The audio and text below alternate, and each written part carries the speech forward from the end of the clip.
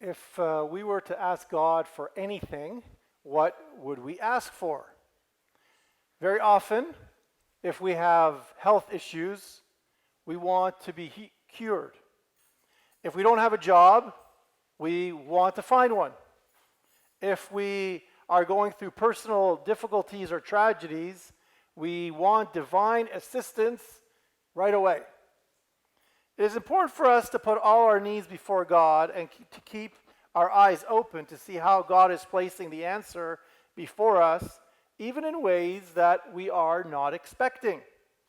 For example, if we are having health issues, we may think the answer is an instant cure, but the answer could be that we become more aware of what we are doing that may be harming our health, or if we are getting older, how we can accept our health issues as the normal sign of aging and a time to depend more and more on God's mercy. We may want to find a specific job, but God's answer may be to help us realize that we are looking in the wrong direction. If we are going through a personal tragedy, we might even blame God for what is happening to us.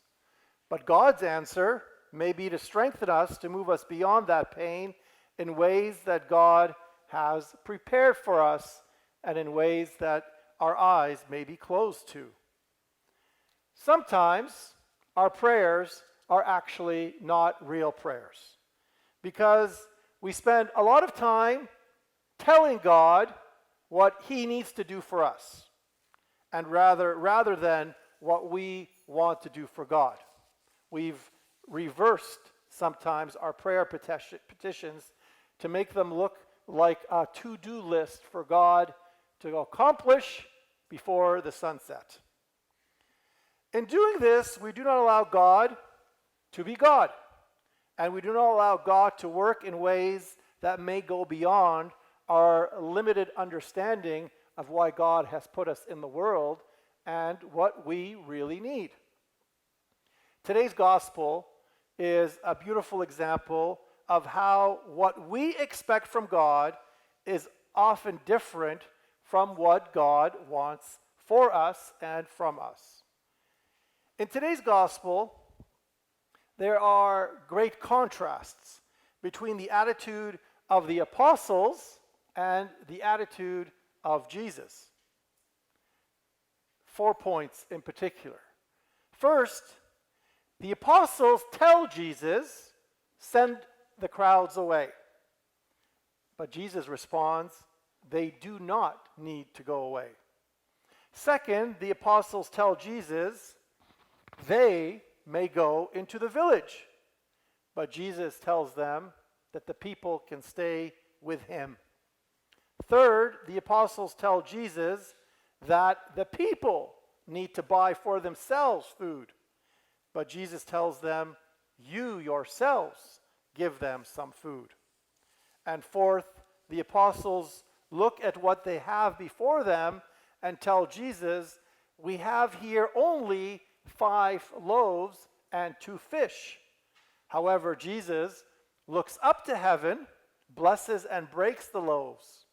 And by looking up to heaven first, Jesus shows us that he recognizes that what is before him is an abundance of blessings from above. These 4 points of conflict between Jesus and the apostles show the difference in thinking between not only the way they saw the world, but also the way we often see the world and how that is a contrast to how God wants us to see the world. In prayer, we often and foremost think of physical comfort, whereas God wants to give us spiritual comfort. In prayer, we sometimes look for material wealth and material advancement, whereas God wants to give us spiritual wealth in who we are as men and women of God. In prayer, we also sometimes look for success in the things that are only important for a limited time here on earth. Things that we gather and then that lose their importance in a very short time. Whereas God wants to give us success in the things that will lead to heaven. Our personality, our relationship with God, our relationship with each other. There is no long-term benefit in all these successes that we acquire that soon dwindle or that soon become out of date. Also, if we are in school, there's no long-term benefit of graduating with the highest marks in the class, but having no control of our emotions.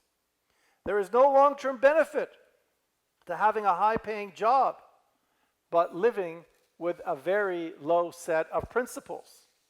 There is no long-term benefit if we have healthy body parts, but have cancerous emotions. In today's gospel, Jesus shows us what we want is far less than what he wants to give us.